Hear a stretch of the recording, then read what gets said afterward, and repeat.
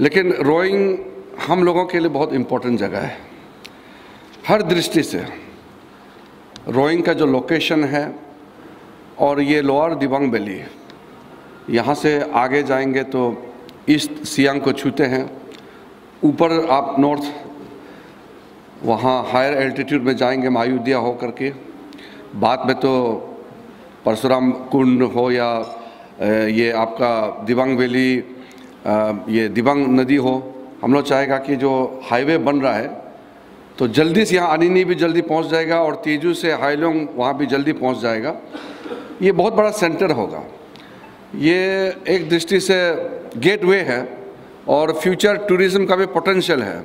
यहाँ से आगे तेजू होकर के भी उधर जाएगा, ये यहाँ से अनिनी तरफ भी जाना होगा या पासीघाट जाना होगा।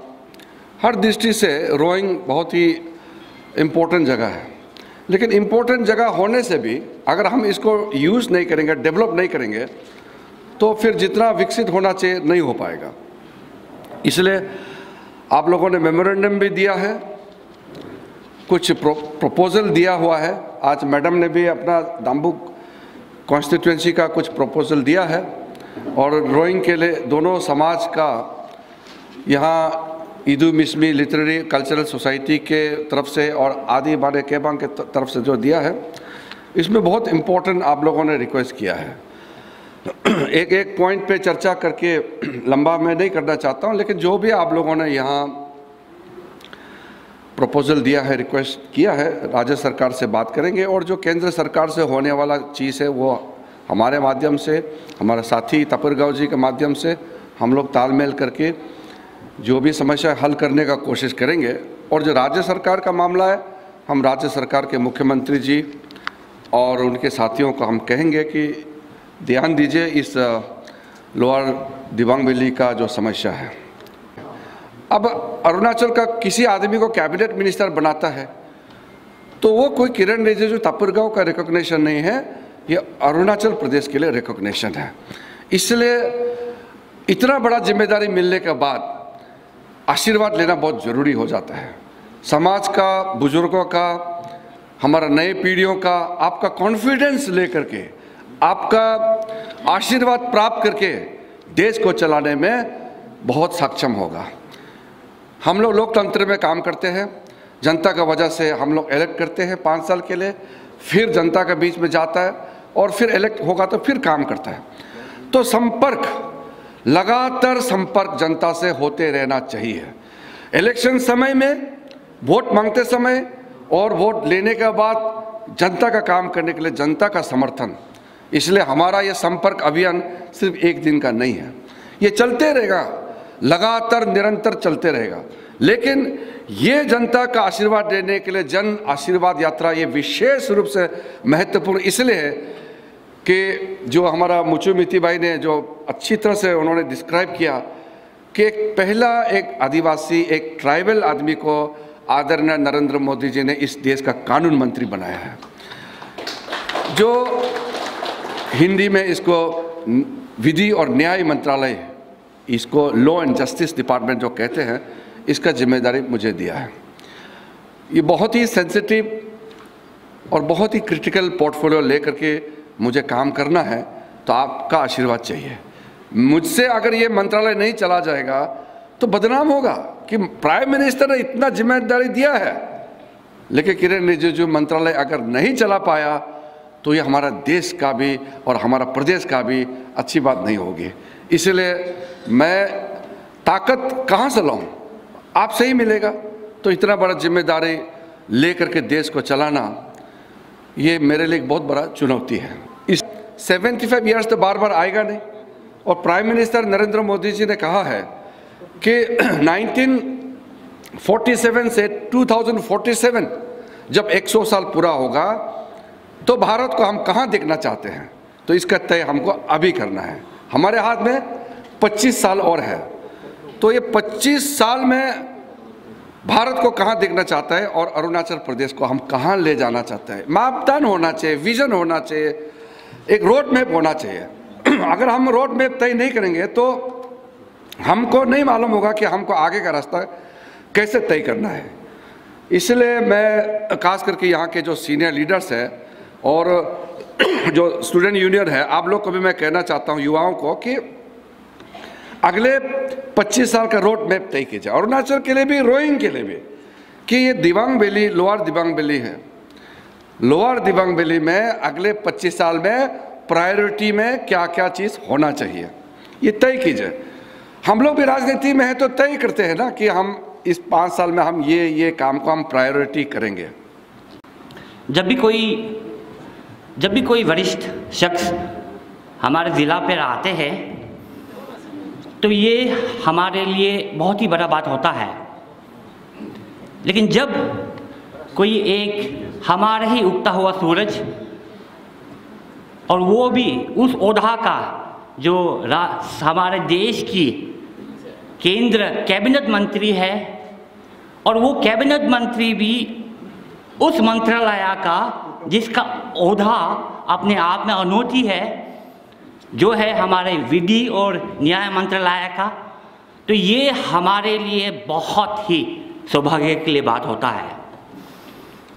आपको पता है कि कुछ समय पहले ही हमारे किरण रिजिजू जी हमारे विधि और न्याय मंत्रालय का पद ग्रहण किया गया है, और ये पद का एहसास आपको तभी पता चलेंगे जब आपको जानकारी होंगे कि हमारी देश की सबसे पहले इसी मंत्रालय का मंत्री था हमारे देश का जो संविधान को स्थापना किया, श्री हमारे बाबा साहेब B.R. अम्बेडकर जी। ये इतनी ऊंची पद की मंत्रालय है। इस पद को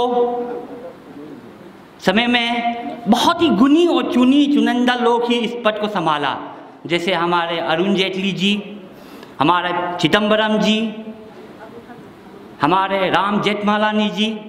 तो ये उस पद का उस मंत्रालय का इसका अपने आप में अपने ओहदा है।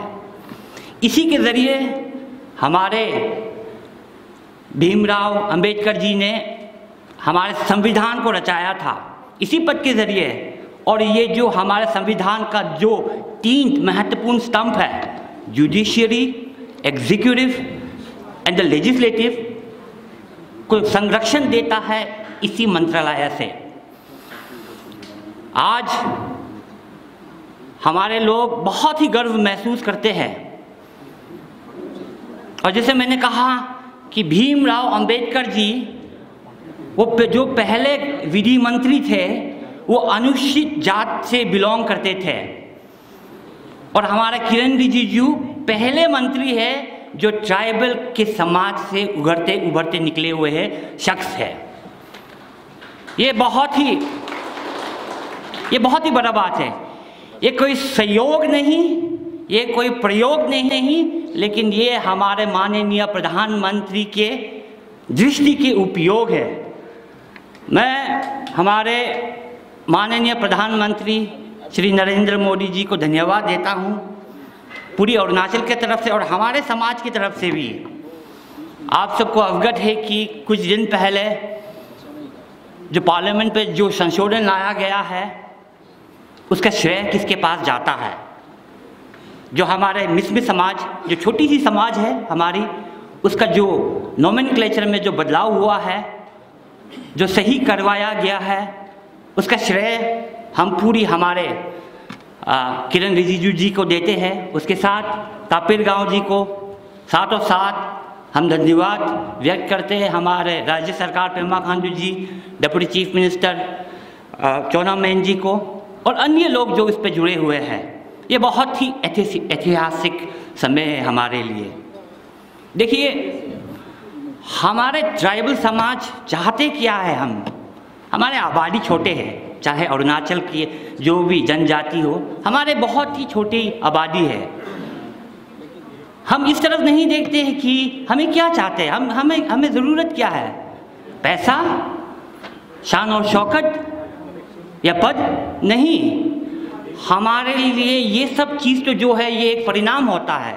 हमारे लिए सबसे बड़ा मायना रखता है हमारे आइडेंटिटी, हमारे पहचान। और आज इस समय पर इस कलयुग पे जो बदलाव हुआ है हमारे नोमेनक्लेचर पे, ये मैं आप किरण जी आपको ये कह सकता हूँ कि आज हमारे समाज और आपके साथ एक अटूट सा संबंध बन चुका है, एक ऐसे संबंध जो कोई भी कभी भी तोड़ नहीं सकेंगे, क्योंकि हमारे मुख्य अतिथि ने कहा है कि जल्द से जल्द उनका समय का कमी भी है, उनको जाना है। तो मैंने अपने दिल की बात संक्षिप्त पे रखा है, कोशिश किया है, प्रयास किया है कि किस तरह से आपको धन्यवाद व्यक्त करें। मैं फिर से हम सब की तरफ से आपको फिर से आभार व्यक्त करता हूं। और ये जो आपके जन संपर्क यात्रा जो चल रहा है, हम भगवान से यही प्रार्थना करते हैं कि आप सुरक्षित से अच्छे तरीक़ा से अपने यात्रा को संपन्न करें। धन्यवाद। Thank you very much.